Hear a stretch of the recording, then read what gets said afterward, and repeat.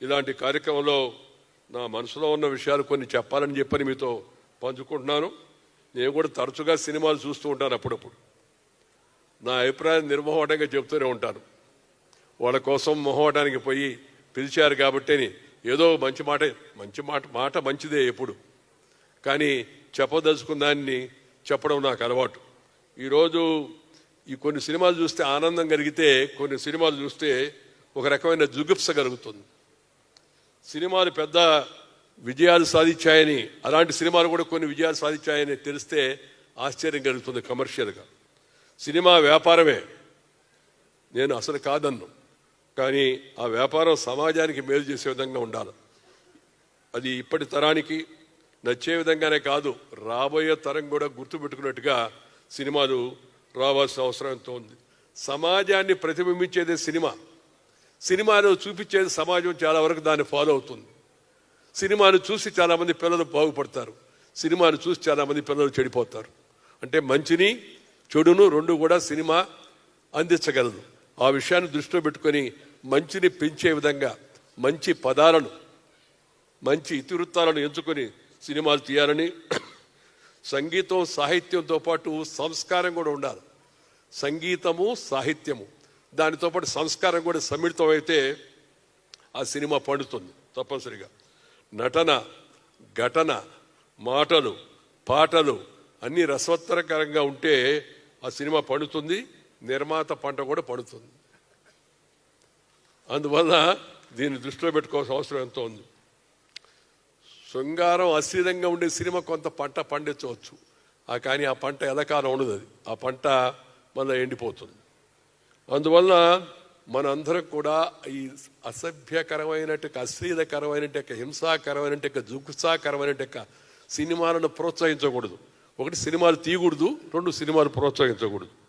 ఇప్పుడు ఆ రోజుల్లో అంటే సరే, నేను ఇందాక చెప్పాను, రామారావు గారు, నాగేశ్వరరావు గారు, లేకపోతే ఎస్వి రంగారావు గారు, మధ్యలో మనకి చిరంజీవి గారు, కృష్ణ గారు, కృష్ణరాజు గారు, శోభన్ బాబు గారు లాంటి అనేక మంది మహానటులు మనం అంతా కూడా చూసాం. ఈ రోజుల్లో కూడా సినిమాలు అశ్లీలంగా లేకుండా చాలా తేలికతో సినిమా చేయవచ్చు అనే విషయాన్ని మనకి అటు అల్లు అరవింద్ గారు, ఇటు దిల్రాజు గారు మనకి ఈ అశ్లీలం అంటకుండా తెరకెక్కి విజయవంతం అవుతూ ఉన్నాయి. వాటిని కూడా మనం ఉదాహరణగా తీసుకోవాలి. నేను ఇందాక చెప్పినట్టుగా రామోజీరావు గారు తీసిన సినిమాల్లో కూడా మనకి ఎక్కడ మచ్చుకైనా కనపడదు. కాబట్టి అలాంటి సినిమాలు మరింతగా రావాలని, సమాజానికి దిశానిర్దేశనం చేసే విధంగా కళలు, కళాకారులు చొరవ తీసుకోవాల్సిన అవసరం ఎంతో ఉంది. ప్రస్తుత సమాజంలో ఇది మరింత అవసరం అని చెప్పిన సందర్భంగా మనం చేస్తూ, శంకరాభరణం లాంటి సినిమాలు ఎంతోమందిని సంగీతం నేర్చుకునే విధంగా ప్రోత్సహించాయి. అన్నమయ్య లాంటి సినిమాలు ఆ పద కవిత పితామహుని కీర్తనల పట్ల ప్రజల యొక్క ఆసక్తిని పెంచాయి. ఇలా చెప్పుకుంటూ పోతే సమాజాన్ని జాగృతం చేసే సినిమాలు ఎన్నో ఉన్నాయి. మురళీమోహన్ గారి విషయమే తీసుకోండి. వారు నటించిన వారాల అబ్బాయి సినిమా నేటికి ఆనందాన్ని పంచుతూనే ఉంటుంది, ఓ సందేశాన్ని తెలియజేస్తుంది. వారిని ఇలాంటి చిత్రాలు మరెన్నో రాబోయే రోజుల్లో కూడా తీయాలని, సినిమాల్లో వారు ఇంకా నటిస్తూనే ఉండాలని చెప్పని, మంచి కథలను ఎంచుకోవాలని, ఈ తరం చేరువవుతున్న ఓటీటీ ప్లాట్ఫామ్ను కూడా వారిని ఉపయోగించుకోవాలని శ్రీ రమణ గారి మిథునం కథను ఎస్పి బాలు, లక్ష్మీ గారితో తనికెల భరణి గారు తెరకెక్కించారు. ప్రేక్షకుల నుంచి మంచి స్పందన అందుకున్నారు. వైవాహిక జీవితం గొప్పతనానికి మరో తరానికి కూడా ఆయన దాన్ని తెలియజేశాడు. తెలుగు సాహిత్యంలో అలాంటి చిన్న కథలు ఎన్నో ఉన్నాయి. రమణ గారి రాసిన బంగారు మురుగు అనే కథ కావచ్చు, మరెన్నో కథలు చదువుతూ ఉంటే మంచి అనుభూతిని మనకిస్తాయి. శంకరమంచి సత్యం గారు రచించిన అమరావతి కథలు వేటికవే ప్రత్యేకమైనవి. ముళ్లపూడి వెంకటరమణ గారి బుడుగు కథలు హాస్యాన్ని పచ్చనవేగా ఆలోచింపజేస్తాయి. అలాగే నండూరి పారసారథి గారి యొక్క ఎంకి పాటలు కావచ్చు, ఇలా అనేక ఉదాహరణలు మన ముందు ఎత్తుకో ఉన్నాయి.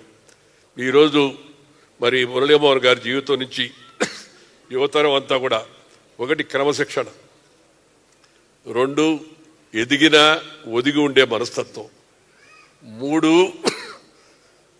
కుటుంబ సమేతంగా మనందరం కలిసిమెలిసి ఉండాలనే ఆ సందేశాన్ని కూడా వారి వ్యక్తిగత జీవితం కూడా మనకు అందిస్తూ ఉంది. కుటుంబాన్ని అంతా కూడా ఆయన ఇప్పటికీ అదేవిధంగా మన భారతదేశానికి గొప్ప సంపద కుటుంబ వ్యవస్థ.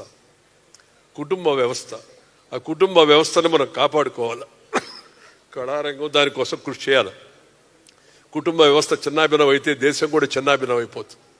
దీన్ని అందరూ గుర్తుపెట్టుకొని, నేను అందుకే మొన్న ఎక్కడో మాట్లాడుతూ చెప్పాను, వంట పోతే జంట పోద్ది అని.